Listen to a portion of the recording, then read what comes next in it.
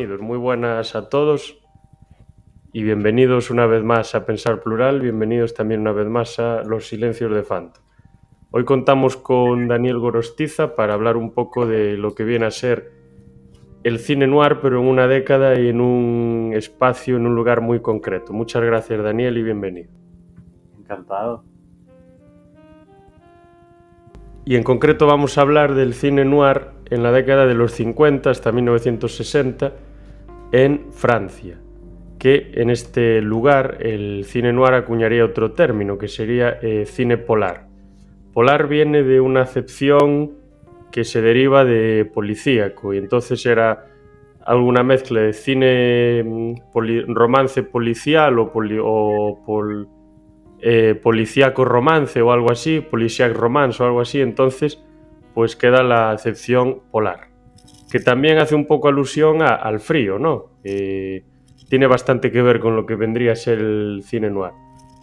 Y no está muy claro por la crítica en qué año justo empieza el cine polar, pero probablemente pueda ponerse su origen en los años entre 40 y 50, con algunas obras que ya van llamando bastante la atención, aunque luego sí que es cierto que en los 60 el cine noir francés ya va a dejar de llamarse noir, va a llamarse polar ya directamente. O sea, cualquier obra noir que se haga en Francia se va a llamar polar, pero antes de los 50 se llamará noir o ya ni se llamará noir, se llamará cine policíaco. ¿Y qué películas tenemos antes de los 50? Pues hay unas cuantas, obviamente, pero a comentar así muy por encima, que voy a dejar ahora a Daniel que nos comente así una muy de pasada para ya luego entrar en la década que nos preocupa, que de la que venimos a hablar. Pues yo destacaría dos, aunque quiero recalcar que hay otras muchas más y cada uno puede destacar las que él considere. Que nadie piense que consideramos que estas son las mejores, sino que fueron las que nos llamaron la atención y a las que tuvimos acceso también, todo hay que decir. Y destacaría pues una que vi hace 2 o 3 días, que es de Clouzot, que tiene muchas películas noir a partir de los años 50 sobre todo, considerado como el Hitchcock francés. Y después una de ellas es del 42 y sería El asesino vive en el 21, que es una película bastante rocambolesca, bastante curiosa, que a mí por momentos me recordó un poco a La soga de Hitchcock. Juega un poco con eso, no se sabe muy bien quién puede ser el asesino, qué es lo que ha podido pasar y todo el tema este. Y luego tenemos otra que ya es bastante más antigua, que es del 36 ya, son 6 años antes, y se titula Les Bas Fonds o algo así, los bajos fondos, que es una película de Jean Renoir, que creo que es sobre un asesinato son asesinatos de mujeres, me parece que es algo así, si no estoy equivocado, que van apareciendo por ahí. La policía, pues en vez de dedicarse a investigar, se dedica a entregar al pueblo a cabezas de turco para que estén tranquilos. Creo que iba algo por ahí. Y es en París, obviamente. Creo que hay un carnicero que está metido en la trama y todo este tema. Y bueno, ya sin más preámbulo, ya te dejo, Daniel, comentar algo de estas dos películas, lo que creas tú que es más destacado. A ver, el cine noir, o en este caso polar francés, lo que pasa es que intenta, frente a otros cines, reflejar la podredumbre de la sociedad, y aunque son obras ficticias, realmente te están contando cosas que pasan en la sociedad. Eso que tú estabas contando es que así era como funcionaba la policía de todo el mundo. O sea, yo siempre cuento esto. Conan Doyle escribió Sherlock Holmes, entre otras cosas, porque trabajaba en el Instituto Forense para decir cómo se tienen que investigar los casos, siguiendo las pruebas. A diferencia de cómo los investigaba Scotland Yard, la policía francesa y seguramente la policía española, que era, entrabas en los bajos fondos y el que te parece que tiene peor pinta, pues ese ha sido, y ya, no. Y si luego vuelven a haber asesinatos, pues será que nos hemos equivocado, pues entras otra vez. Entonces, en cierta forma, este tipo de películas reflejan esta suciedad de la sociedad para hacer un poco de denuncia. Y es lo que hacen estas primeras películas francesas de los años 30. Y luego ya entrando en los años 40 también hay que decirlo que yo una diferencia que encuentro entre el noir estadounidense, por ejemplo, y el polar francés, es que los franceses son menos optimistas o quizás más realistas. Porque incluso en la película de Georges Clouzot, la de El asesino vive en el 21, que a mí me recordó mucho a la típica misterio de Agatha Christie con quién es el asesino y tal, que no se sabe y te va llevando de un lado al otro, que para mí la película está bastante bien, vamos, a mí me gustó bastante. Pero hasta en esa te refleja un poco, porque la película empieza cómo funciona la administración francesa, pero bueno, podría ser la administración española también. O sea, la gente, pues, como no se encuentra a este criminal que deja tarjetas y tal y cual, pues el ministro llama al jefe de la policía de París y le dice, si no lo encuentras te despido. Y ahora le pasa la responsabilidad a otro, al comisario o a quien sea. Y en vez de 2 semanas, pues creo que eran 8 días. Y así van bajando y al inspector, que es el que de verdad tiene que resolver el caso, le dice, pues en 2 días como no lo resuelvas tienes que estar... Entonces, aun esta que es más optimista y tiene ahí esa cosa, pues más, pues aún así tiene ese halo de crítica y de incluso nihilismo de decir, mira, así funciona la administración, son un grupo de ineptos que se van pasando la responsabilidad unos a otros hasta que llega el que no puede, digamos, eludirla, que es al final el que se... Pero si ese triunfa, todos lo han hecho bien, y si ese fracasa, pues ha sido él. O sea que hasta en esta película, que no sé si será la mejor de la década, pero yo recomiendo bastante, la verdad. Sí, aparte es muy divertida, tiene bastantes toques de humor también, está constantemente cargada. Y luego entramos en ese edificio, yo creo que lo del 21 hace referencia al número del portal, ¿no? Sí, se supone que había es que no sé si llamarlo un informante, uno de los que pillan aquí le dice que encontró las tarjetas esas en el número 21. Pero realmente, si yo recuerdo bien, en el 21 allí no vivía nadie, todos vivían en otros pisos, o sea que eso debía ser como un desván o algo. Sí, sí. Y bueno, una vez entran en el edificio que sea el 21 o el 22 o el que sea, cada personaje que se encuentra es más raro que el anterior, ¿no? Está el tío ese que hace trucos de magia, luego tenemos a la señora esa medio rara que tiene como una atracción sexual hacia este mago, luego tenemos al juguetero ese que hace unos juguetes que no hay por dónde pillarlo, y luego incluso aparece un tío, no sé si es medio mayordomo, no sé muy bien lo que sale por ahí haciendo ruidos de pato y de animales y cosas así un poco extrañas. La verdad, la película es divertida, es graciosa, pero bueno, cuando quiere ya quitar su toque de gracia, pues se vuelve bastante oscura, como tenía que ser. Y al final nos encontramos con una trama bastante elaborada que es bastante sorprendente, ¿no? Nos empiezan a hablar los asesinos en un momento concreto de la película, que no voy a decir ni quiénes son, ni cómo se les descubre, ni nada, un poco de las intenciones que tenían, ¿no? Empiezan a decir, no, es que yo sé que si yo hago algo y luego desaparezco y mi amigo lo hace y luego desaparece, pues puede volver a hacerlo otra persona y volver a desaparecer. O sea, podemos estar así constantemente que no va a pasar nada. Pero bueno, al final, el final es muy americano, las cosas como son. Quizá por la influencia en ese momento. Luego, yo creo que las películas se vuelven mucho más trágicas, y yo creo que en los 50, si hablamos del cine noir americano, que es muy optimista, en Francia creo que se vuelve todo lo contrario, y en los 60 ya no digamos. O sea, creo que el final de todas las películas de las que vamos a hablar en los 50, yo creo que es trágico. O sea, mira, el de Rififi, por ejemplo, es un final bastante trágico, y el del Salario del Miedo, pues, ¿qué le vamos a decir? Que me parece uno de los mejores finales de la historia del cine. Y bueno, luego la de los bajos fondos, pues lo que comentábamos antes del estilo, denuncia primero que hay personas que son asesinos por el motivo que sea, le da un poco un toque así al tema, al estilo Jack el Destripador, ¿no? En la Londres victoriana, con esas calles tan oscuras, tan cerradas, con tan poca luz. Y aparte de eso, pues se ve como ciertas personas pues tienen fijación con asesinar a mujeres. Bueno, lo de siempre.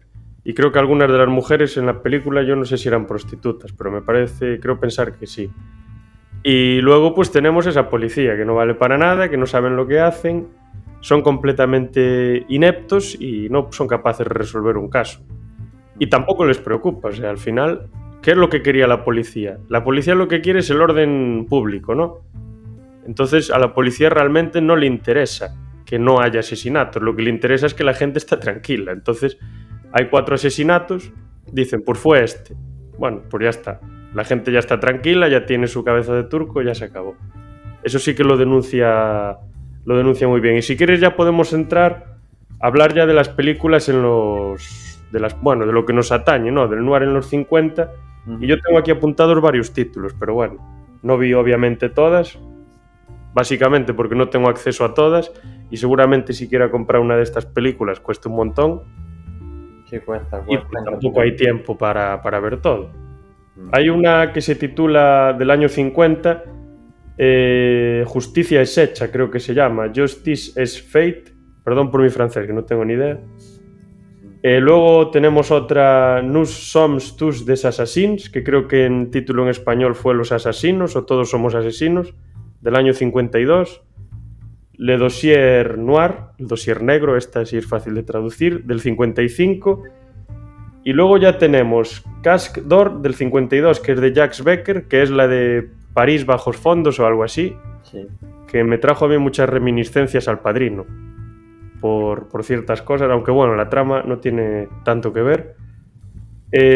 Touché Pas u Grisby del 54, que no tengo ni idea qué significa esto.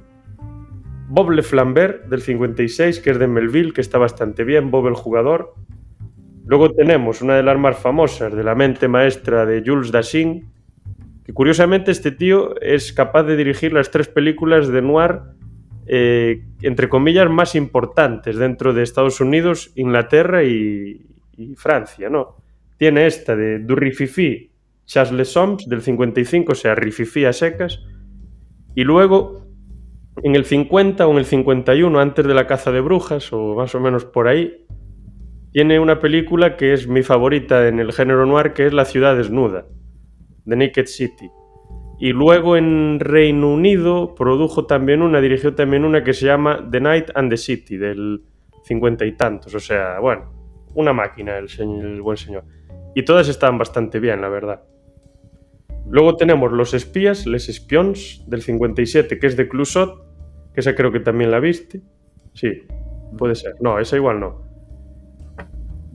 Y luego, por último, del 53, El salario del miedo, que en francés el título sería Le Salaire o Le Salia, o como se diga, de Le Peur. Que Peur yo me suena a pobre, no a miedo, pero bueno.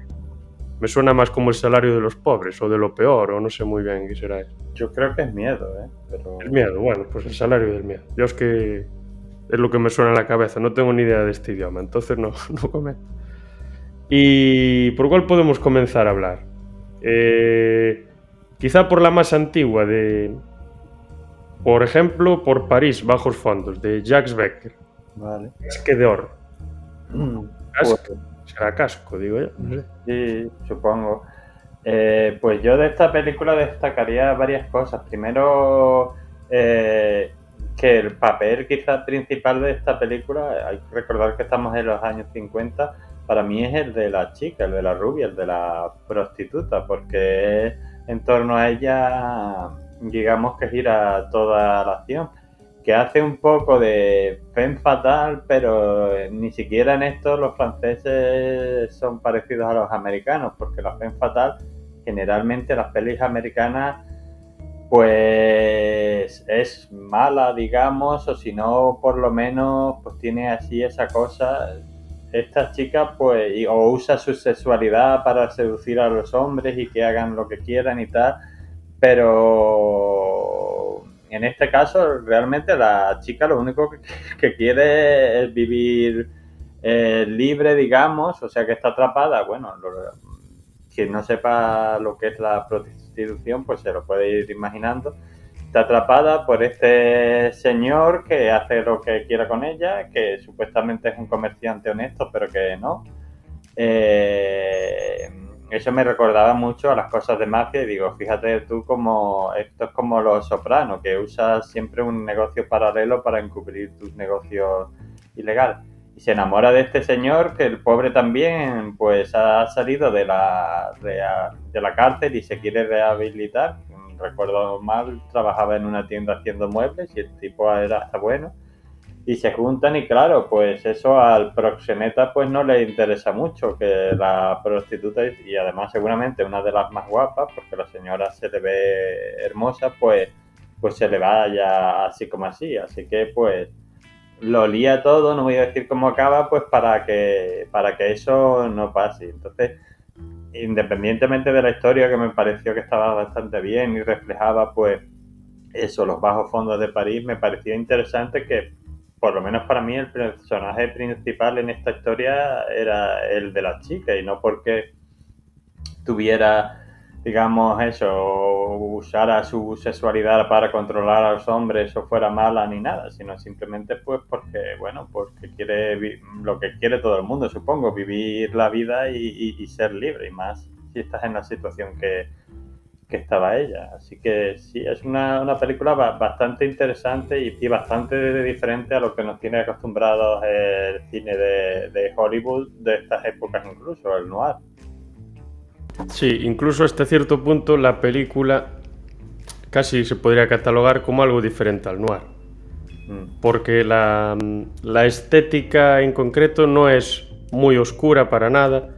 Muchos tramos de la película transcurren de día con muchísima luz y desde el primer momento la trama que se construye parece más a veces una película de gángsters más bien que una película noir, pero sí que tiene esas ciertas pinceladas, sobre todo tirando hacia el final, que creo que es bastante trágico, que sí que podríamos decir que es algo bastante noir. Y nos presenta también un poco al personaje central, aparte de la chica, que es este carpintero, pues como un tío normal y corriente, pero pues se enamora de esta chica y aparte pues lo empiezan a someter y a vejar y todo este rollo.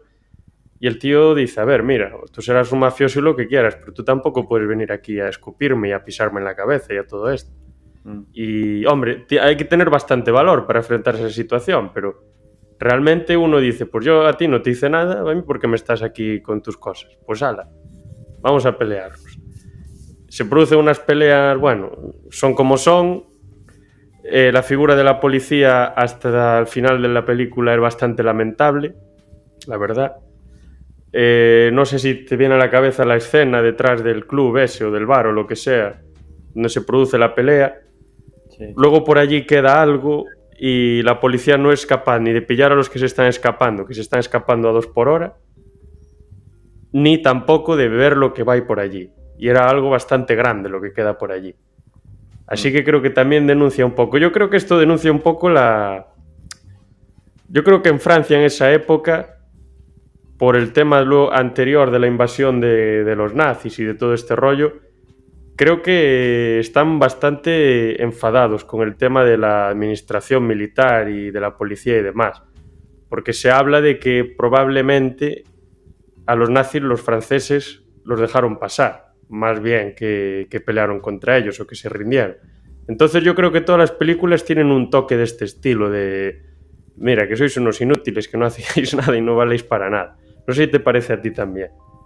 Sí, sí, puede ser. Y luego lo que tú has dicho, yo creo lo de si es verdad que esta película tiene poca oscuridad, me refiero no metafóricamente hablando, sino oscuridad del real. La mayor parte de las escenas pasan a plena luz del día y vaya solazo que salía ahí en ese París.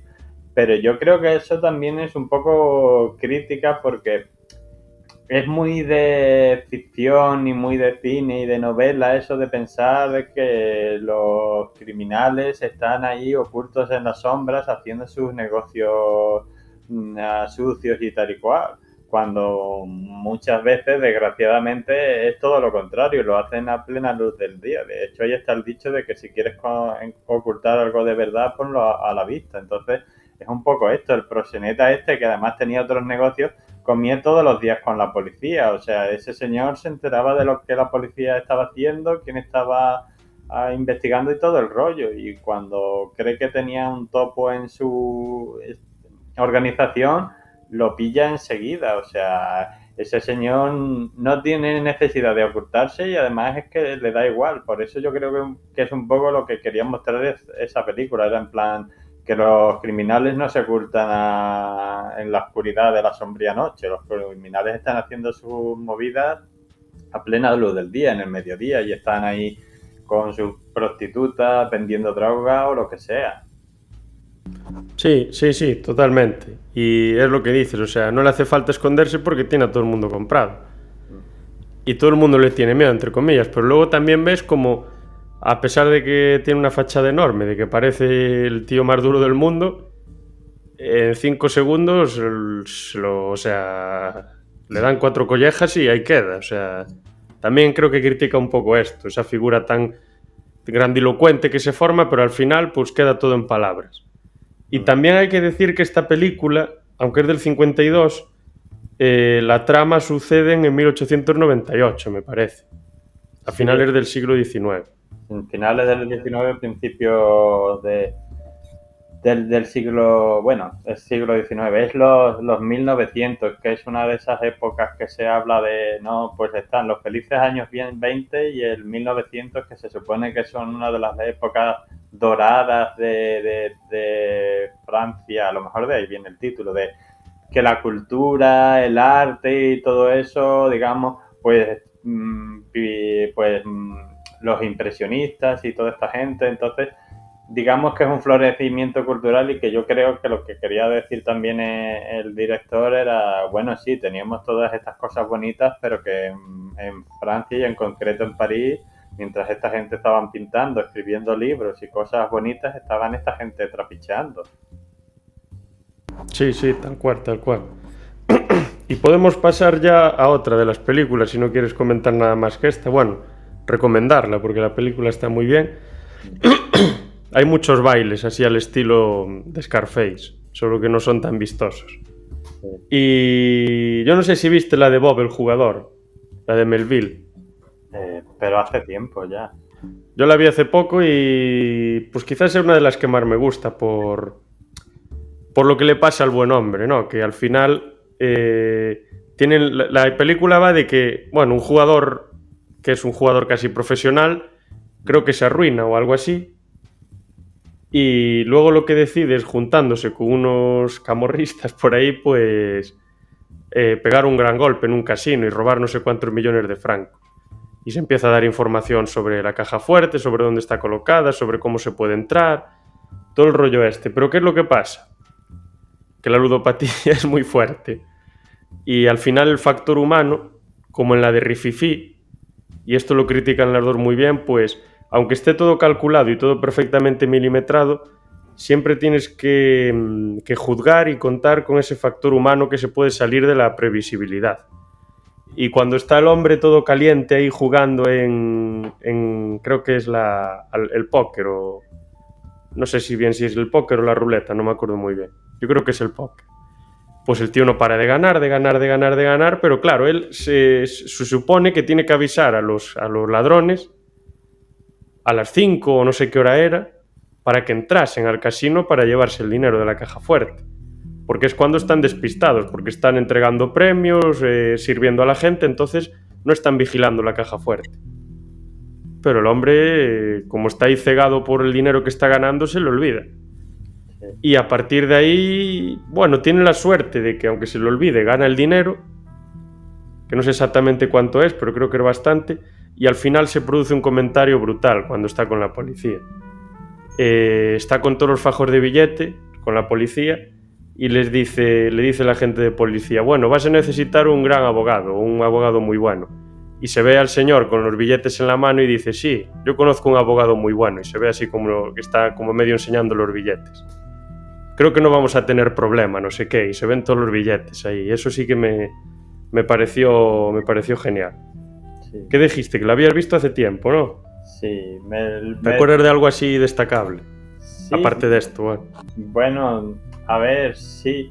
Melville es uno de los grandes, creo yo, del cine francés y tiene así sus toques. Y entonces, claro, como yo esta película la he visto ya después de muchos robos en casinos, o sea, la de Ocean Eleven, las de incluso la de Frank Sinatra y Dean Martin, que era también Ocean Eleven, pues yo creo que todo es este tipo, o sea, que yo creo que esta película, no lo sé, tampoco soy tan experto, pues abrió un poco un género, que es el de robos en casinos, del que luego hemos visto miles de películas. Lo que pasa que aquí otra vez yo creo que es el tema, los franceses y en este caso Melville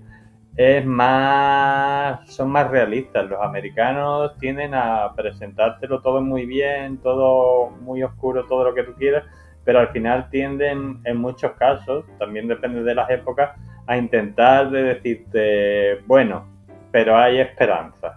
Y los franceses, yo no sé si será por su larga historia gran historia, pero larga historia de éxitos y tropiezos, pues dicen, no, esto hay esperanza hasta que te caigas y así, o directamente no hay esperanza ninguna, te has caído y dentro de un par de minutos te volverás a caer. Entonces es un poco la gracia, que yo creo que en ese sentido son más realistas, porque la situación que pasa en la película es que podría pasar, sobre todo es que este señor, que aunque sea un jugador profesional, pues yo creo que ha cruzado la línea a la ludopatía y entonces pues sí, yo me creo que ese señor se pueda olvidar del atraco y diga, estoy ganándolo todo, porque esas cosas se han visto, se ven en los casinos, o sea, la gente así, o sea, yo te puedo contar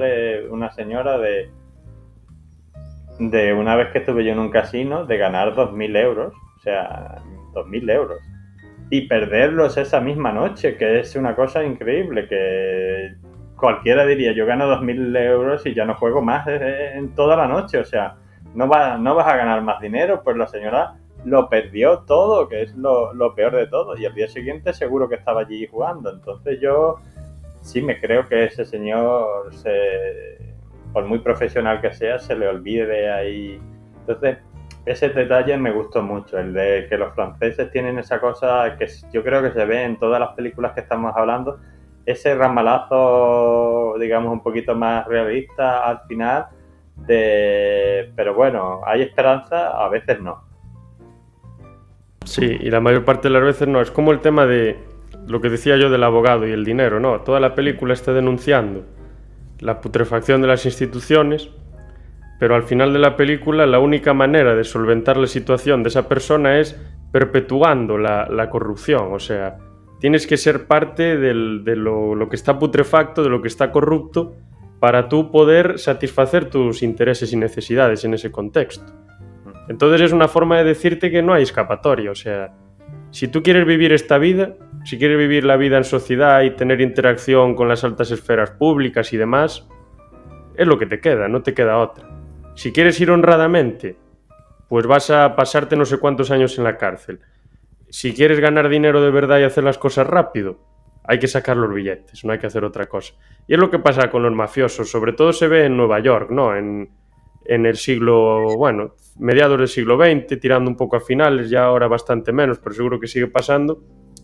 Tenían a los vecindarios, pues tenían todo comprado, absolutamente todo. La policía, todos los comerciantes, hasta los basureros estaban comprados y ellos les establecían el horario.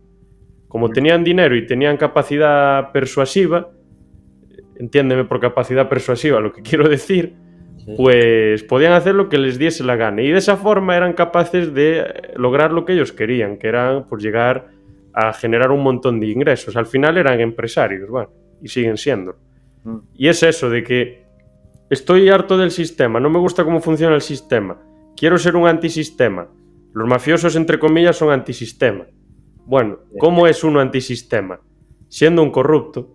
Al final estás perpetuando el sistema que ya lleva siendo así muchos años. Pero bueno, ya pasaba en la antigua Roma, pasaría también en Israel, seguro que en Babilonia, absolutamente en todos lados, y seguirá pasando, por desgracia.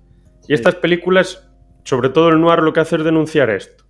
Y sobre todo lo denuncias en un periodo de posguerra, que todavía la corrupción creo que se agravaría, porque la gente está viviendo esas situaciones tan complicadas, de hambre, de miseria, y al final, pues uno cuando ve los billetes delante, si está en una situación de hambre y de desesperación, pues dámelos. O sea, ¿qué van a hacer? Es normal, en parte también es normal. Y podemos pasar ya... Bueno, tengo aquí otras 3. No sé cuál quieres elegir de ellas. Rififi, los espías me dijiste que no la viste, hablaré yo un poco sobre ella luego. Entonces, entre 2, o Rififi o El salario del miedo. Si quieres podemos empezar por El salario del miedo, que es más antigua. Pues venga, El salario del miedo, que es del 53 y que dirige también H.G. Clouseau, que también dirigía la del asesino vive en el 21. Sí. A ver si nos puedes contar un poco de qué va esta película y ya entramos a rodar por ahí.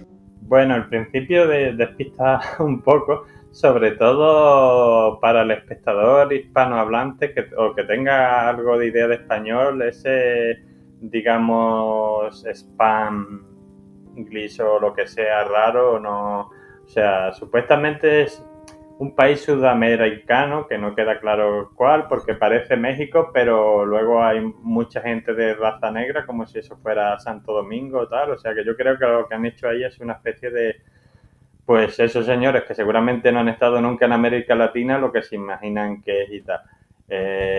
Y allí te presentan a una serie de individuos extranjeros, casi todos, expatriados, exiliados. Yo creo, porque tampoco la película entra mucho en por qué esas personas están ahí, pero por lo que se puede ver, son gente que ha huido de sus países por diversas cosas, seguramente por crímenes y cosas que hayan cometido. Y hay un poco de todo. Hay franceses, hay holandés, uno, el rubio, otro que hay italiano, y un poco de todo. Y entonces ahí está uno de ellos que digamos es el protagonista, que conoce a otro señor que viene de Francia, ¿no? Lo típico de, pues, que te encuentras a un paisano y te da alegría, pues también pasas a parecer entre los criminales. Y entonces, pues ahí, mientras estas dos personas están teniendo un poco de amistad, esto es, digamos, el prólogo, pues pasa algo en una refinería que sale ardiendo, digamos, una de las fuentes, y se dan cuenta de que eso no se puede apagar y que para que no, digamos, se propague a los otros pozos, lo que tienen que hacer es volar el pozo y se acaba el fuego, se acaba el petróleo y se acaba todo, pero por lo menos no se contamina. Y como es un sitio perdido de la mano de Dios, con carreteras, como se puede ver en la película, cuando hay carreteras, pues dicen, pues, ¿cómo hacemos esto?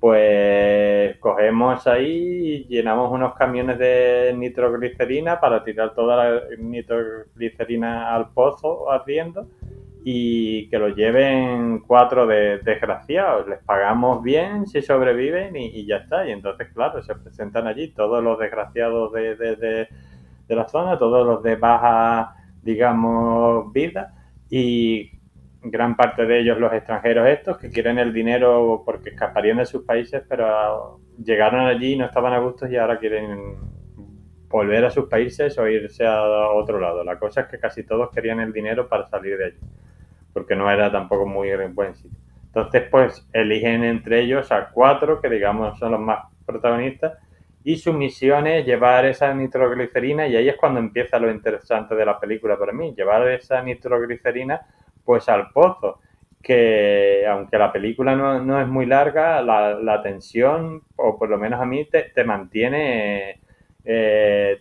toda la historia, ¿no? Pues es que es eso, es difícil de explicar las cosas que le pasan, el hecho de que tú sabes que pueden morir en cualquier momento, porque lo que tienen ahí es un camión lleno de nitroglicerina atado y ya está. O sea, eso, cualquier bote mal dado mueres. O sea, entonces está esa tensión ahí, que es lo grande de la película. Y luego, pues al final lo que pasa es lo que pasa en estas películas francesas, que tú dices, uy, parece que va a acabar medianamente bien, y entonces te dice el señor Clouseau, pues va a ser que no, porque esto no es Hollywood, esto es la vida real y en la vida real no siempre se acaba bien. Así que, ¡pum!, ahí los veías. Tiene un final, pues, totalmente que tú dices, entonces todo esto que han hecho al final es para nada. Pues es que la vida es así, al final te esfuerzas. Yo sé que ahora está muy de moda y está bien, y yo lo apoyo. Toda esta gente que te dice si te esfuerzas lo conseguirás y no sé qué, no sé cuánto. Bueno, cuando vas cumpliendo años te das cuenta de que sí que hay que esforzarse en la vida, pero que no siempre por esforzarte vas a conseguir las cosas que quieres. Muchas veces te lo curras un montón y te vas a casa con las manos vacías. O sea, que es lo que un poco pasa al final en la peli. Se arriesgan la vida al final, ¿para qué? Sí, eso lo critica muy bien. Sí que es cierto eso de la cultura del esfuerzo, ¿no? De si te esfuerzas y si estás ahí, no sé qué, intentándolo constantemente, lo vas a conseguir. Hombre, a ver, si no te esfuerzas, es bastante difícil que lo consigas. Es un paso para que lo puedas conseguir, pero no te garantiza el éxito estarte esforzando toda la vida. Porque puedes estarte esforzando, trabajando duro y de repente vuelves a casa, resbalas con una monda de plátano y te moriste. Se acabó. Ya está. Sí. O puedes tener un accidente de coche, te pueden pasar muchas cosas. Es imprevisible lo que te puede pasar, está fuera de control. Y esta película lo muestra muy bien. A mí me hace ver como que, lo estuve pensando antes, que por ejemplo cuando tenemos que hacer algo muy complicado, pues ponemos todo nuestro empeño en ello, nuestras capacidades, ¿no? Nos esforzamos, nos concentramos muchísimo. Pero una vez lo acabamos, en el viaje de vuelta, entre comillas, bajamos la guardia. Todo lo que habíamos hecho antes ahora se nos olvida y estamos completamente fuera de tensión, tranquilos, no nos preocupamos por nada, y es ahí cuando pasan los problemas. Eso me lo decía bueno, antes de irme allí a trabajar a Reino Unido, estuve haciendo ahí unas prácticas con un gerente de un bar para aprender un poco cómo era el tema, y me dice, según llegué me dijo, bueno, ya lo conocía de antes, pero me dijo, tú al principio no vas a, ¿cómo se dice? No vas a tener problema con la bandeja, no se te va a caer nunca. Nunca te va a pasar absolutamente nada. Pero cuando cojas confianza y cuando vayas tranquilo, es cuando se te va a empezar a caer la bandeja. Porque al principio vas todo concentrado, todo tenso. Y a los 5, 6 o 7 días que ya te ves que vas con soltura, ahí, cuando empiezas a ir de flipado, es cuando se te cae la bandeja. Y es un poco lo que pasa en la película, o sea, ponen todos los esfuerzos con los camiones de nitroglicerina. Es complicadísimo que lleguen a donde lleguen. Hacen peripecias de todo tipo. Me acuerdo la del puente, que está la madera hueca, que yo no sé cómo son capaces de sobrevivir allí. Y posteriormente de todo eso, de vivir alguna explosión también, de meter el camión por una pista de uralita, ¿no? Que decían que estaba todo lleno de pinchos, que tenían que ir a una velocidad concreta, porque si iban más rápido el camión reventaban, pero si iban más lento el camión también reventaba. Creo que era 30 km por hora, no me acuerdo muy, creo que sí, que eran 30 km por hora. Pues después de todo eso, en el detalle más tonto de todos, es cuando se tuerce todo.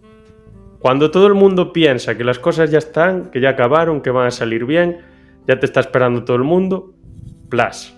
Se acabó. Se acabó absolutamente todo. Y luego sí que también critica el tema de cómo muchas multinacionales o gobiernos o entidades o lo que sea se aprovechan de la situación de miseria de la gente. Porque estos tíos son unos expatriados, todos pobres, están viviendo en la miseria. Me recuerda así un poco al ambiente de Haití, ¿no? Un poco así a esos ambientes, esos entornos. De pobreza, de todo mugriento, todo sucio, contaminación. Y pues los tienen ahí para usarlos en algún momento para hacer este tipo de trabajos. Claro, tú les pagas $500 y estos se vuelven locos. Yo por $500 voy hasta China y vuelvo. Pero claro, también lo comentan en la película, porque quienes les pagan es la empresa esta americana, la petrolera que hay allí, ¿no?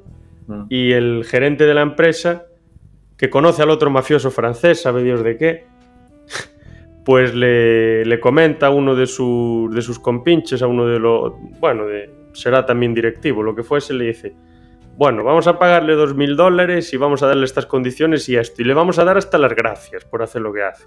O sea, que fíjate de la situación de la que parten, cómo en ese momento aún hoy en día se trataba a ciertos trabajadores de ciertos orígenes, ¿no? Se les trataba pues como si fuesen ganado o incluso peor.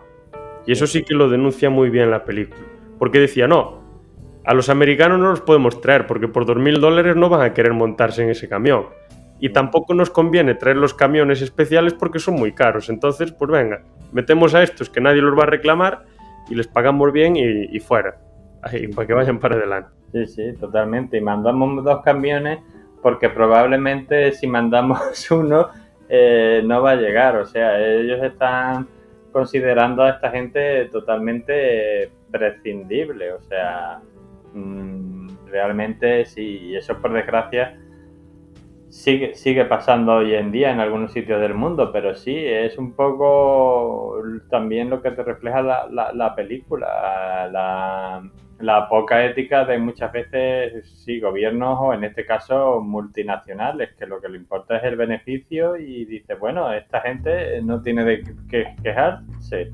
Si sobrevive, se lleva un buen dinero a casa. Hombre, si sobrevive sí, pero no hay necesidad de ponerles en riesgo. O sea, a los tuyos, a los americanos no les vas a poner en riesgo. Primero porque, no, como te he dicho, no van a aceptar, y segundo porque ellos mismos van a decir ni por $2.000 ni por 4.000. Pero estos, como son unos desgraciados que no tienen donde caerse muertos, pues $2.000, bueno, pues con eso ya son los reyes del mambo durante varios meses.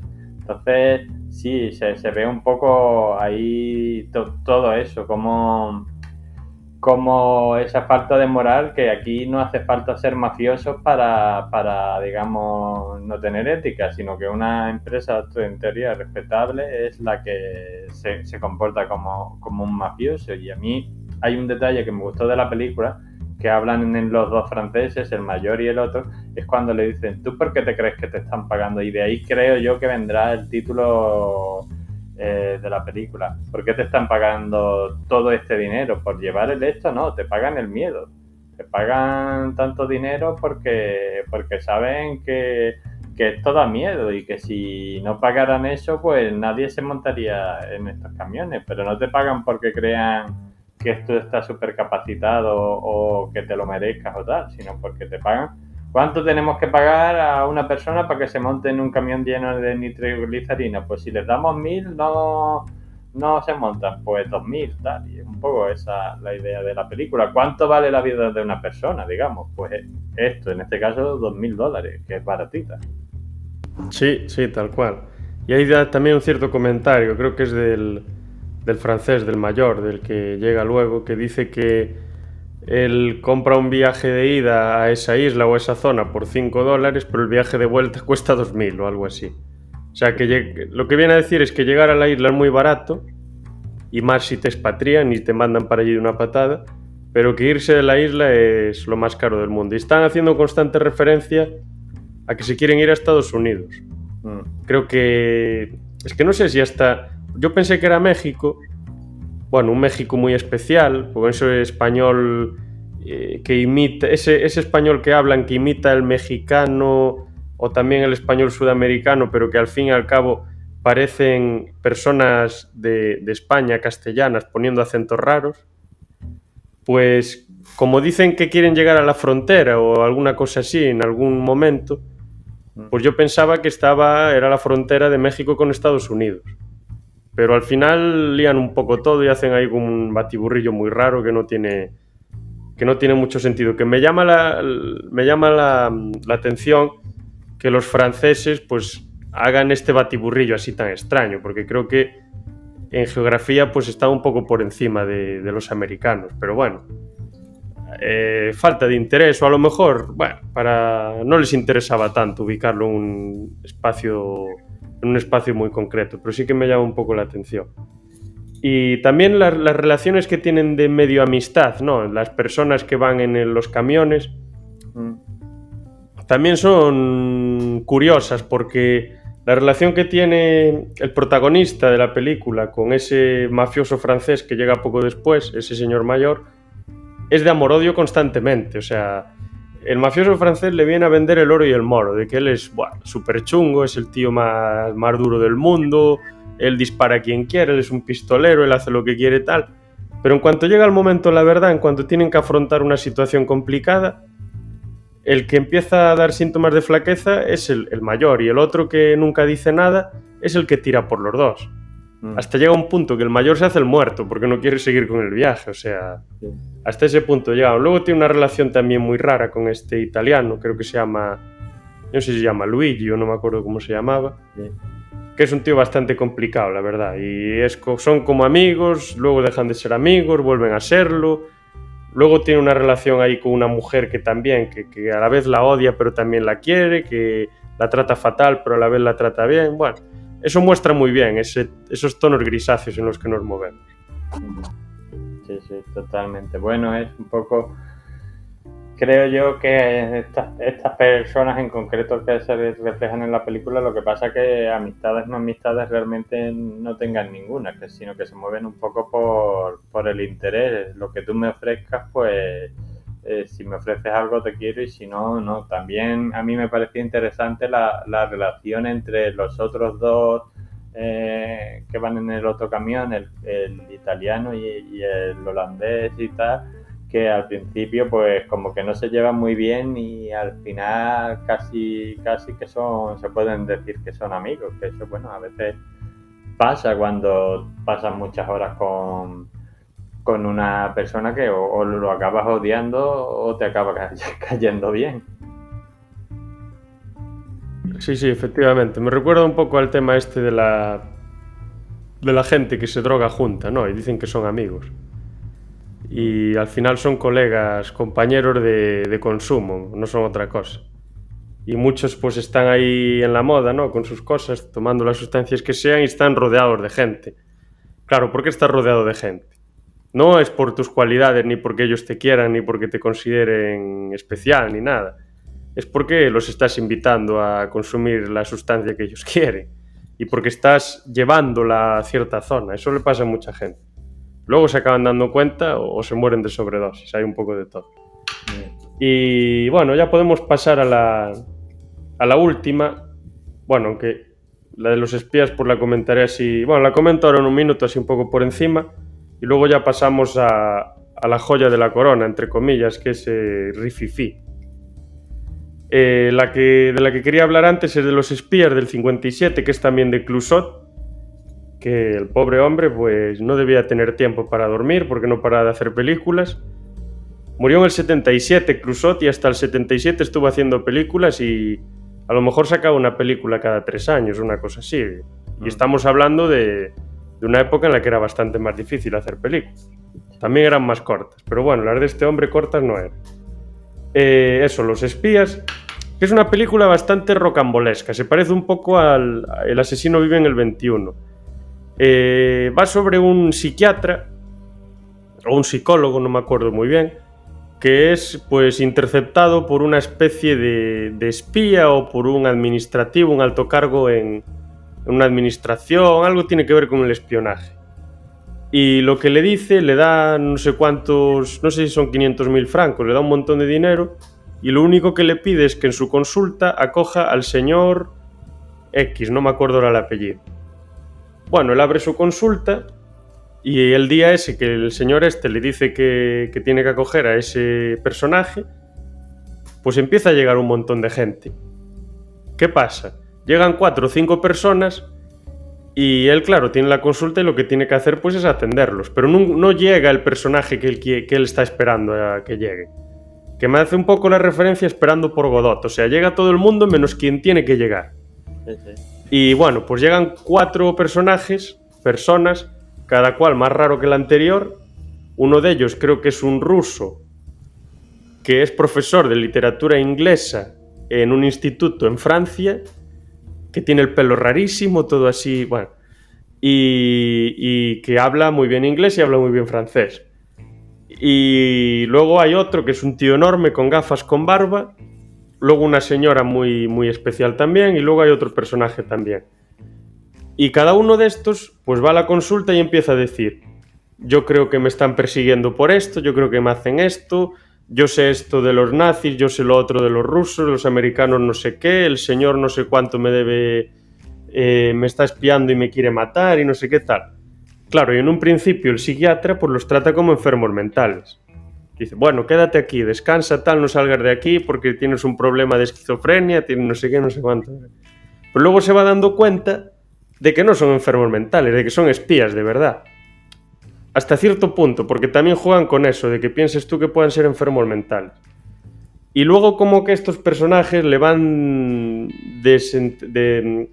destapando la trama, le van destapando todo lo que hay detrás de los 500.000 francos que le dieron al principio de la película. Y bueno, pasa absolutamente de todo, es completamente rocambolesca, o sea, es bastante compleja de entender. Y Bueno, es pero un poco... ¿Sí? parece un poco, por lo que estás contando, una crítica a lo que era la Francia ocupada, porque básicamente Sí, sí, totalmente. se dividía en dos bandos, los colaboracionistas que espiaban a los otros franceses para decírselo a los nazis y la resistencia que espiaba a los colaboracionistas para decírselo a los aliados. O sea, al final esto es, y eso debe ser un campo de cultivo para las paranoias. Esa época de la historia de Francia, todo el mundo espiaba a todo el mundo. O sea, la vecina que te estaba mirando cuando sacas al perro, lo mismo le está contando a los nazis o a los aliados o a quien sea, con quién vas, a qué hora y todo el rollo. O sea, yo por lo que tú has contado lo veo un poco como eso, una crítica a esa paranoia que hubo en ese momento de la historia de Francia.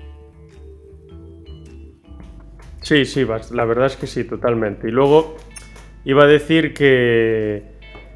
Ah, sí, que leí la reseña en Filmin y decían que era una película de cierto modo parecido a North by Northwest, con el tema de las identidades, de que primero se mostraba una identidad, luego esa identidad se cambiaba y luego al final resulta que todo era falso y que incluso en nombre de esta persona, de este psiquiatra, pues estaban firmando acuerdos y se estaban haciendo ciertas cosas y el señor no tenía ni idea. Y luego le empiezan a preguntar, ¿usted conoce al señor, yo qué sé, ponle Johnson o Hermet o no sé qué? ¿Qué dices? ¿De qué hablas? Y no paraba, y no paraba. Que sí, usted no se llama tal y él sí. Pues se reunió tal día con el señor tal y él. ¿Pero de qué estás hablando? ¿Yo con quién me reuní? Con eso está bastante bien. Si tienes tiempo en algún momento no estaría mal que le echases un vistazo. Pero sí que es un estilo muy parecido al de Hitchcock, la verdad. No tan genial, porque Hitchcock es algo... está fuera de órbita, pero parecido. Y ya pasamos a la última. Dejamos, entre comillas, lo mejor para el final. Yo tengo que decir que la primera vez que la vi, me costó verla. Me pareció una película espesa, francesa, voy a decir. Una película francesa. Muy espesa, muy pedante, muy pausada. Pero esta segunda vez que la vi, le di otra oportunidad y sí que me gustó muchísimo más. Y hay una escena que me parece genial. Bueno, esta película es la de Rififi, del año 55 de Jules Dassin, que ya dijimos varias veces. Hay una escena que me parece genial que sucede en el momento en el que van a robar, no sé si bien si es una caja fuerte, no sé bien lo que es. Creo que se pasan 20 minutos de la película o 15 minutos de la película sin decir absolutamente nada. Sí. Y solo se escuchan los ruidos así, los papeles, que se mueve una mesa, que se mueve la otra. Y digo, a ver, me está poniendo nervioso porque no escucho a nadie y son 20 minutos que realmente si te paras a analizarlo dices, ¿pero esto para qué? Que es un documental.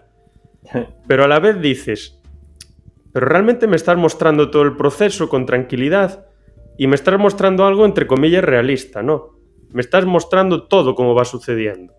Y eso sí que me gustó. Y creo que esto ya deriva un poco en lo que va a ser luego la Nouvelle Vague, o como se llame, sí. Bueno, esta corriente de los 60, que es un poco tirando al hiperrealismo, en fijarse en cosas muy cotidianas. Al final ver como un tío, pues, perfora el suelo con un mazo o con lo que sea, pues es algo que dices, ¿y esto por qué me lo metes en una película? Pues porque es lo cotidiano, es lo que se hace así, o sea, es cosas así triviales, ¿no? Más bien que antes que cotidianas. Y eso me llamó la atención, me parecía la escena genial y a la vez digo, es que esto no tiene sentido, pero a la vez no podía dejar de ver. Sí. Entonces, ¿de qué va esta película? Ya te dejo hablar a ti. ¿De qué va Rififi? Bueno, pues otra vez, esto es un poco como París bajo fondos. Un señor que sale de la cárcel y que no le dejan rehabilitarse porque ya le están esperando con un plan para robar algo, pero como el señor es muy bueno en esto, dice, no, no, esto es una tontería, vamos a hacer un plan de verdad bueno. Y entonces necesitamos a un experto en cajas, a un no sé qué, y se va haciendo un plan elaborado sobre robar una caja en un sitio específico que al parecer es muy difícil porque tiene una alarma muy sensible para la época y tal. Entonces, por eso es un poco lo que tú habías contado y tenemos que taladrar no con un taladro de que ya nada que ya había en aquella época de estos martillos, sino con un señor ahí pum pum pum y luego hay que echarle tal a la alarma, o sea, una cosa muy elaborada, que sí es verdad que esos 20 minutos pues no te los esperas y te puedes dejar un poco en tensión, pero yo creo que es un poco también, es que tú y yo estamos acostumbrados al cine americano, que los robos de este tipo parecen por las películas hasta glamurosos y van allí y tal, y el George Clooney y el Brad Pitt y tal, y hacen un agujero en un no sé qué y los señores ni se despeinan y dices tú, hombre, no, eso no, aquí es, ¿quieres ver cómo se roba una caja? Pues mira, es una cosa aburrida, es una cosa muy minuciosa y tal. Y luego, pues, un poco al final, es que es lo típico del cine francés. Dices tú, bueno, pues, si sobrevive alguno, porque también tienen una serie de problemas con la mafia local, digamos, estos atracadores.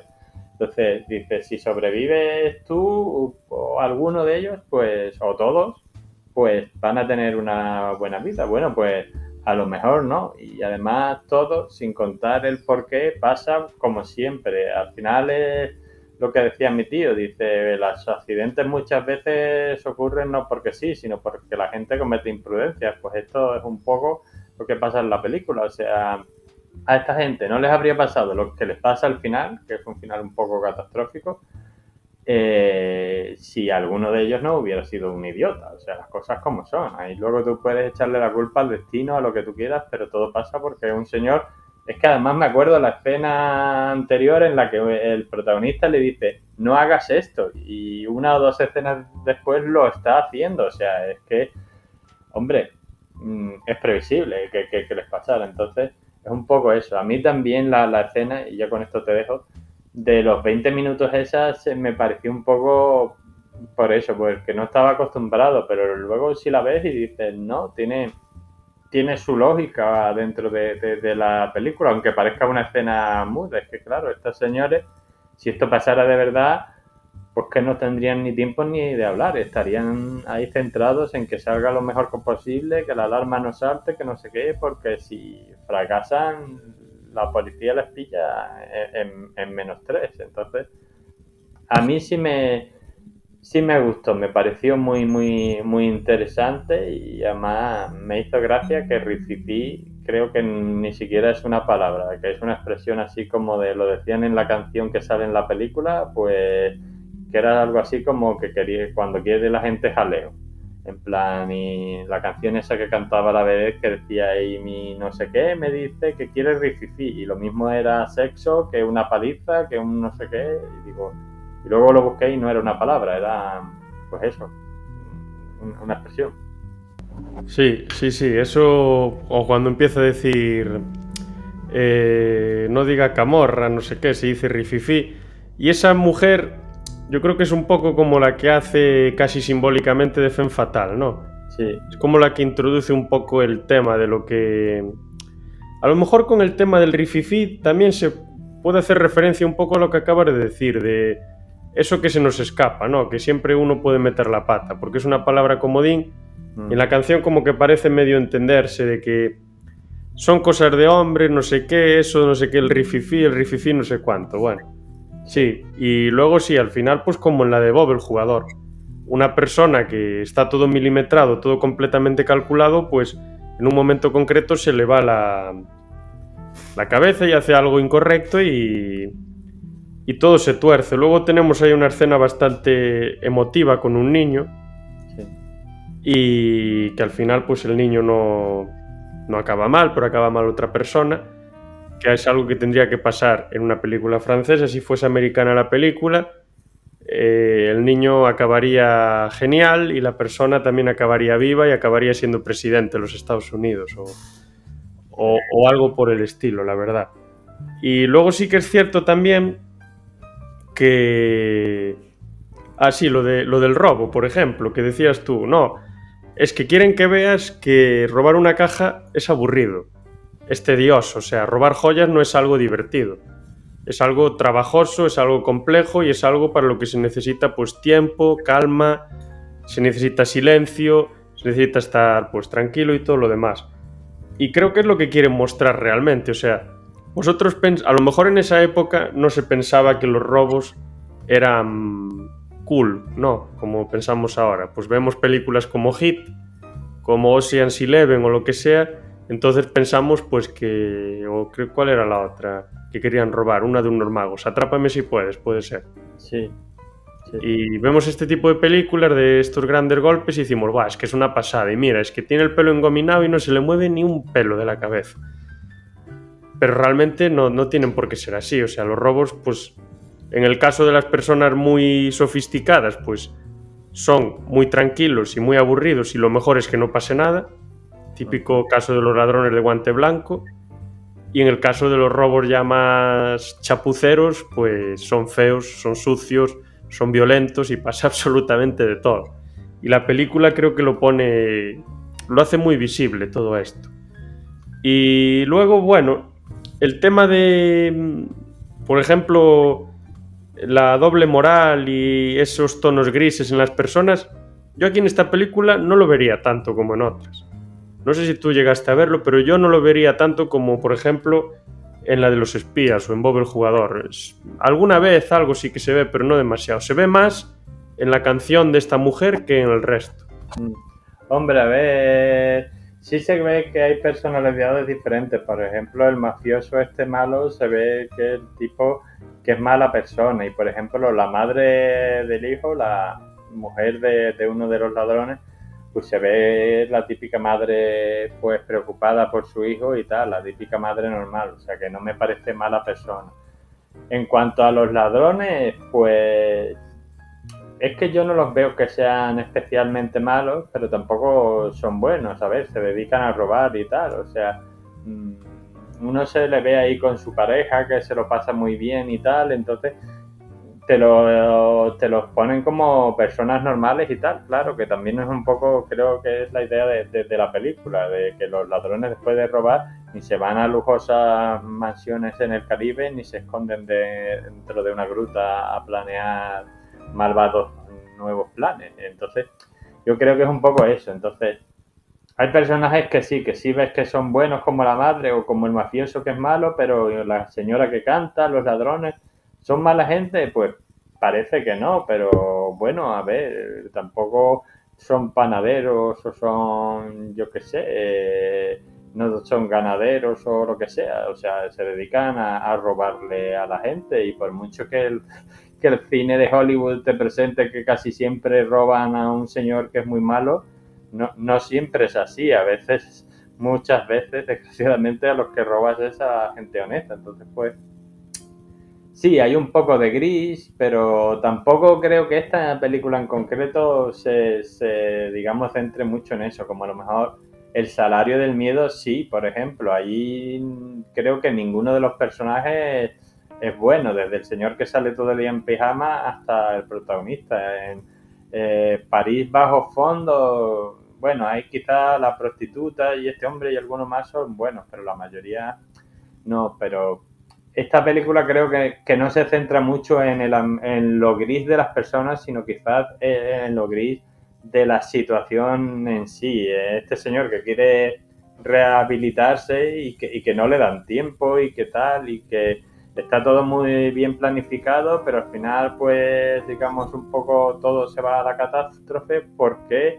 precisamente por lo más sencillo del mundo, porque uno hace precisamente lo que te dicen que no hagas. Esto a mí me recuerda siempre mucho, y al final es un poco eso, como cuando eres chico y tu madre te dice no pongas la mano ahí, que te vas a quemar. Y tú la pones. Y evidentemente, ¿qué pasa? Te quemas.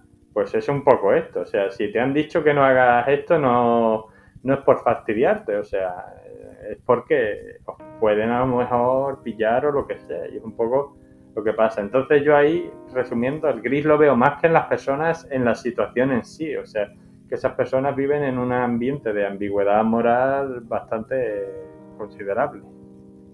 Sí, sí, totalmente. A mí me recordó mucho a una película que creo que la película, bueno, es del 78 esta película, creo que está inspirada en esta, porque se parece bastante. Bueno, es más graciosa, es más movida y tiene mucha más conversación, pero sí que se parece mucho, pero va sobre el robo, porque esta no es el robo de un banco, ¿no? Pues de un hotel o algo así, que unas joyas y bueno, no me acuerdo muy bien. Era de una joyería, lo que pasa es Eso, que de una joyería, es verdad. querían primero robar las del escaparate y él dijo que eso es verdad, eso lo sé yo también y no robo bancos. Dice, no, las del escaparate son las peores. Las buenas son las que tienen en la caja fuerte, no te las van a poner en el escaparate para que rompas. Los escaparates serán de plástico, muchas, seguro. Claro. Sí, claro, claro. Pues esta película hay dos actores, uno recientemente fallecido, que es Paul Sorvino, y tenemos a Peter Falk también, a Peter Boyle, Allen Garfield, y se llama en español El mayor robo del siglo. No. Brinks Job. Es una película muy del estilo. Y se ve también el proceso todo del robo y de la perforación, hacen un butrón y todas estas historias en el banco. Pero aquí son en un banco. Luego pasa es que no quiero contar lo que pasa porque si no se destripa la película, pero es muy gracioso y bueno, es rocambolesco completamente. Pero sí que es cierto que después del robo, pues Peter Falk creo que es un poco el cabecilla de todo, les pide a sus secuaces que se estén callados, que estén con bajo perfil, que no hablen de nada, que no hagan X cosas, pero hay algunos que no son capaces de seguir sus directrices, entonces se tuerce todo. Y bueno, llegados a este punto, obviamente quedan muchas más películas por hablar, pero es prácticamente... es demasiado, tendríamos que estar aquí 4 o 5 horas hablando. De las que comentamos, pues cada uno obviamente tendrá su opinión, cada uno obviamente tendrá su forma de verlo, pero yo ahora voy a pedir ya para acabar a Daniel que de las que comentamos en profundidad, que serían París bajos fondos, Bob el jugador, Rififi, Los espías, El salario del miedo y las de los años 40 también, El asesino vive en el 21 y Los bajos fondos, que recomiende una especialmente y que diga por qué. Y ya acabamos. Hombre, yo es que Rápidamente, tampoco pasa. de recomendar, recomendaría todas si tienes tiempo. Y también es que evidentemente hay unas que me gustan más que otras, depende de lo que quieras ver. Porque yo, por ejemplo, si tú lo que quieres es la típica intriga así de a ver quién es el asesino, pues sería la del asesino vive en el 21. Pero si lo que quieres es pues ver un poco la pobreza de pues París bajo fondo. A ver, a mí personalmente la que más me gustó, aunque ya te comenté que al principio me perdía un poco porque aunque creo que, aunque sé lo que quiere reflejar, pero digo, esto yo me desoriento un poco, fue, creo yo, que la de... Bueno, estaría entre la de El asesino en el 21, que esa me gustó mucho, y la de Salario del miedo, pero el Salario del miedo sobre todo por su parte central, que me parece espectacular como te pasas casi una hora viendo a unos señores en un camión. Sí, se bajan y que pasan cosas, pero es una hora viendo a unos señores en un camión y tú estás en tensión toda esa hora por lo que pueda pasar. Eso me pareció que esto, si estuviera Phantom y le gustara este tipo de cine, lo comentaría. Es que luego ves en otras películas sobre todo de Hollywood, con muchas más cosas, muchos más fuegos artificiales, como le digo yo, y no son capaces de recrearte la tensión de 4 señores, cada uno 2 en una cabina, 2 en otra cabina, y ahí lo que puede pasar y las conversaciones. O sea, digo, es que esto es cine. A veces el cine no solo es todo lo... sino que todo lo espectacular y toda la cosa, sino el cine es dos señores en una cabina de un camión que te están convenciendo de que se están jugando la vida. Entonces, yo las recomendaría todas, pero quizá especialmente esta, y si no, pues la otra, la del asesino está en el 21, si te gusta un misterio estilo Agatha Christie. Y yo diría la de los espías, la que acabo de hablar ahora mismo, la del 57 de Clouseau. Aunque la del asesino vive en el 21 también me gusta mucho, pero la de los espías creo que es una obra todavía más madura con respecto a la del asesino vive en el 21, que es del mismo director, de Clouseau.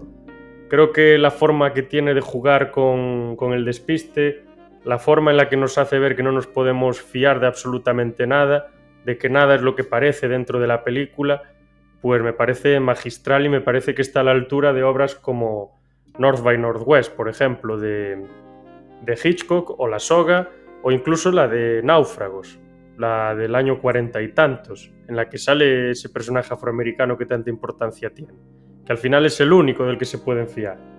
Ese golpe en todas las narices de Hitchcock a la sociedad americana del momento.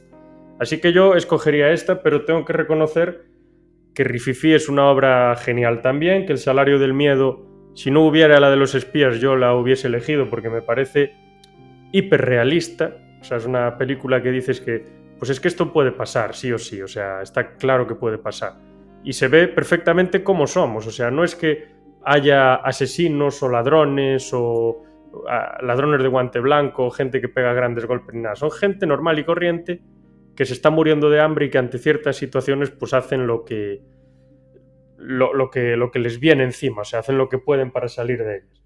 Y también pues tenemos la de París bajos fondos, que también es muy buena, la de los bajos fondos sin más también, tenemos Bob el jugador, también muy buena película, hay donde elegir.